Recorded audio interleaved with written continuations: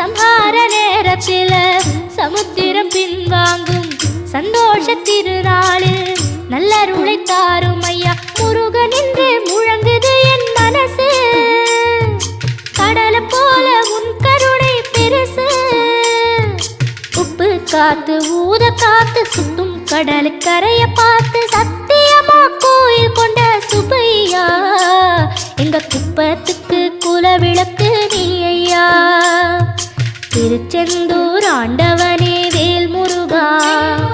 தினம் உனக்கு நன்றி சொல்வோம் மால் மருகா திருவடியில் தவம் இருப்போம் திருமுருகா தீப்பெழுது